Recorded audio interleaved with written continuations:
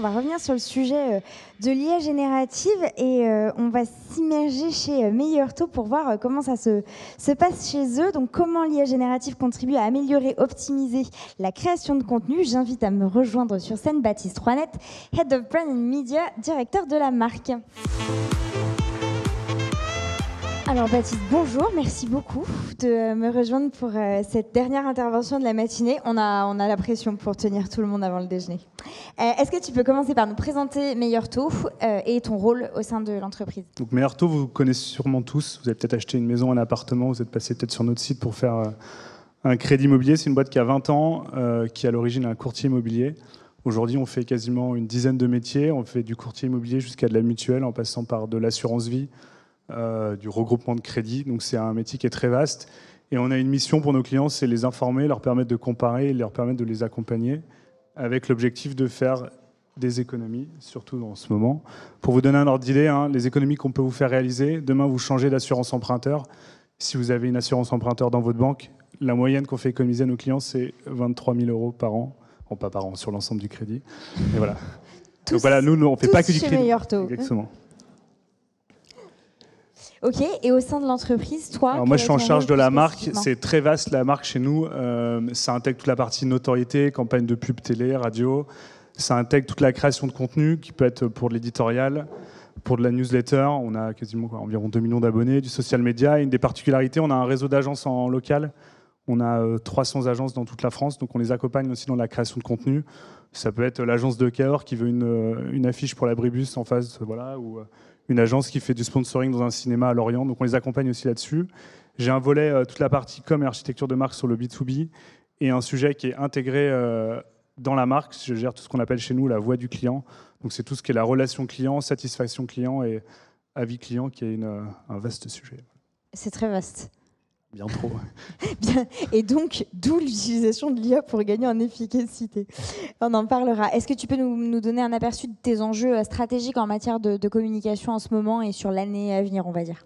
Donc nous, on a 2 enjeux. On a un enjeu, on est très connu, je pense que beaucoup d'entre vous nous connaissent sur le métier de l'immobilier. On a un enjeu de nous faire connaître sur les autres métiers, mutuelles, placements, entre autres, qui sont des gros enjeux l'année prochaine.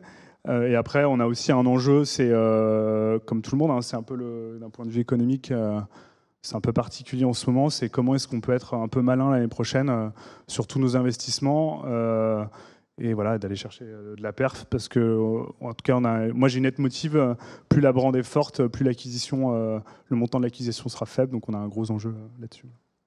Et donc dans ce contexte-là, vous utilisez l'intelligence artificielle?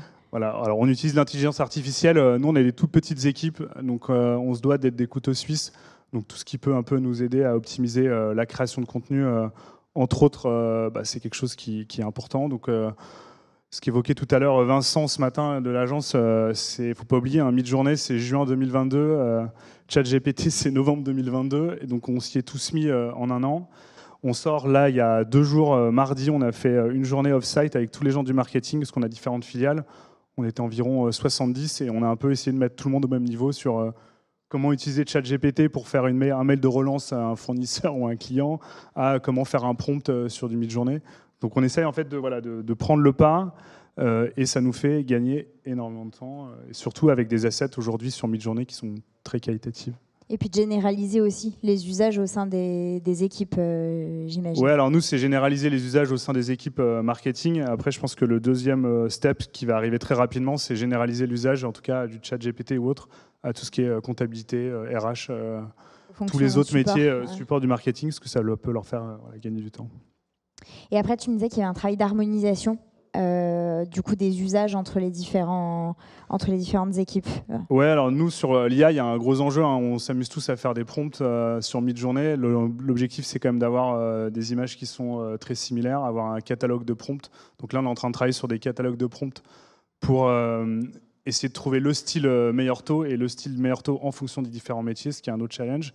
Là, il y a Midjourney qui a lancé il n'y a pas très longtemps, c'est assez frais, vous avez la possibilité de choisir entre guillemets un style de photo et il va vous donner un code associé à ce prompt et après vous remettez le code dans chaque prompt et vous retrouvez à chaque fois la même photo. Donc nous on a un gros enjeu, c'est un peu industrialisé, même si je déteste ce nom sur la partie créative, c'est comment j'arrive à créer du contenu de qualité et par me retrouver malheureusement avec la photo de Steve, californien, 25 ans, qu'on va retrouver sur eStock, mais me retrouver avec Jean-Pierre qui habite à Cahors et qui va acheter une mutuelle.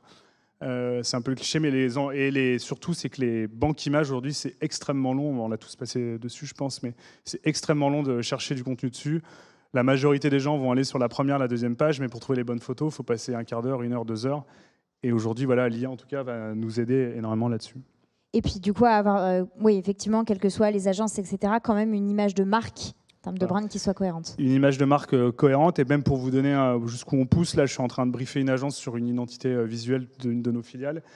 Et dans le brief de l'agence, je lui demande de nous fournir un prompt avec un style iconographique qu'on pourra reproduire sur du Midjourney. Donc aujourd'hui, c'est un peu dans notre quotidien, de la bannière pour l'acquisition, un bandeau de newsletter, à même des photos sur la homepage du site. On a du mal à s'en passer. Voilà. J'allais dire, les usages ont l'air multiples et infinis pour vous. Est-ce que vous y voyez des limites à ce stade ? Alors la limite, oui, la limite, c'est que chacun s'y mette et chacun fasse n'importe quoi, en tout cas sur la recherche de visuel, l'icono ou autre, qui est quand même un gros enjeu. Après, je pense qu'il n'y a pas de limite, il faut y aller. Aujourd'hui, c'est test and learn. Il y a encore 4-5 mois, je ne sais pas si vous vous rappelez, sur Midjourney, on avait une chance sur 2 d'avoir un doigt de plus ou un pied en plus. Aujourd'hui, c'est quand même globalement hyper propre. Et, voilà. Donc je pense qu'il y a des risques, bien entendu, il faut y aller. Moi, je conseille sur les entreprises, c'est de prendre le pack payant. Ce n'est pas une fortune, hein, c'est $100 par mois. Et déjà, vos images, elles n'apparaissent pas dans les bibliothèques Midjourney. Donc ça reste indirectement un peu de l'image propriétaire. Mais moi, je ne vois pas de risque. Et surtout, le risque, c'est de ne pas s'y mettre et de rater le coche. Parce que j'ai raté le coche et de se retrouver en retard. Et donc là, on pousse la journée qu'on a fait typiquement mardi avec les collaborateurs. On leur demandait de chercher un nom pour une de nos filiales, un nouveau nom. On leur a demandé de travailler à la rédaction de newsletters en faisant différents tests, en testant, demander d'écrire la newsletter avec de l'argot à une cible de moins de 20 ans. Et en fait, ChatGPT, il le fait très bien, jusqu'à comment trouver une photo qui va accompagner cette newsletter. L'idée, c'est vraiment de ne pas rater le wagon et d'y aller. Donc ça, c'est la brique, on va dire, créative. Et après, on travaille pas mal avec les équipes data, aussi sur une brique IA. Aujourd'hui, on a pas mal de conseillers qui passent du temps sur les chats. Et comment aujourd'hui notre IA pourrait aller lire toutes les conversations, faire ressortir un peu les insights qu'on peut faire remonter sur les chats, entre autres. Oui, plutôt sur la partie voix du client, en fait. Ouais. Voix du client, et on a aussi, là, avec eAdvise, on a intégré une brique sur notre chat sur le site. Aujourd'hui, on a un métier qui est très complexe, qui évolue énormément. Le taux le lundi, ce ne sera pas le même taux à la fin de semaine, la réglementation est compliquée. Donc c'est bien entendu un conseiller qui va répondre au chat, mais en fait, on est allé derrière intégrer une brique de ChatGPT qui vient juste uniquement chercher du contenu sur notre site, et on donne la possibilité aux conseillers d'enrichir la réponse au client via de différents contenus qu'on est allé chercher sur notre site, et c'est d'une grande aide pour pouvoir leur apporter des réponses assez tactiques et précises en fonction des demandes des clients. C'est sur la partie vidéo où tu me disais que c'était le moins craqué finalement. Ouais, alors vidéo, on a commencé à un peu tester. Je suis pas encore. Il y a des outils dans PlayPlay qui viennent d'intégrer de l'IA. Voilà, je reste encore un peu dubitatif. Voilà, après, il y a des outils, vous avez tous vu passer, je pense, dans le dernier mois, il y a l'outil AgeN. Alors ça, c'est exceptionnel sur la traduction quasiment pas simultanée, mais en un quart d'heure, vous avez votre vidéo en 10 langues. Voilà, donc ça, pour l'e-commerce, c'est top. La vidéo, on n'a pas encore craqué le sujet, malheureusement, parce que tout à l'heure, j'évoquais avec le collègue là, de Se Loger. Aujourd'hui, on doit énormément faire de visuels statiques qu'on arrive très bien à faire avec du Midjourney, mais dans Google Perf Max, il faut mettre de la vidéo. Donc nous, on arrive à industrialiser un peu la vidéo via du PlayPlay. Quand je livre une campagne, je livre 15-20 vidéos dans 3 formats différents. Donc, et tout ça, on fait en interne, en équipe de 5 personnes. Hein. Donc voilà, on a essayé d'optimiser. Et l'enjeu de la vidéo, c'est comment demain, j'arrive à faire de la vidéo quali avec une jolie voix et pas une voix de robot. Avec ce que j'évoquais tout à l'heure, Jean-Pierre de Cahors et pas Samantha de Los Angeles. Et ça, c'est pas facile et c'est l'enjeu de demain, je pense. À faire aussi bien, finalement, voire mieux que ce que vous auriez fait sans l'IA, quoi. Que ça vienne Ouais, il y a mieux. Après, j'ai un parcours avant, j'ai fait de la start-up et de l'agence, donc j'ai quand même un gros intérêt sur la créa. Aujourd'hui, la big idea, hein, c'est l'idée créative. Ça sera toujours de l'humain. Le créa, il aura ça. Mais après, dans l'exécution, la rapidité, être capable de sortir, je sais pas, 20-30 bannières en 48 heures, ça, on pouvait pas le faire. Et aujourd'hui, on peut le faire, quoi. Et il y a un enjeu de compétitivité derrière. Ouais, il y a un enjeu de compétitivité et il y a un enjeu, on dit souvent, on entend les journalistes, c'est la révolution des cols blancs. Moi, je discutais avec je vous donne un exemple, avec mon graphiste. Il y a un graphiste dans l'équipe, c'est un alternant. Je lui dis, bah alors à l'école, vous avez des cours pour apprendre à faire des prompts, à utiliser l'IA. Il fait, non, on n'a rien. Je dis, bah attends, il faut vraiment que tu t'y mettes. Donc moi, je pense que il faut s'y mettre à fond. Il y a plein de tutos, franchement, il y a plein de choses. Plein de sujets. Et surtout, pour vous montrer l'impact, je vous recommande de faire le test avec vos parents.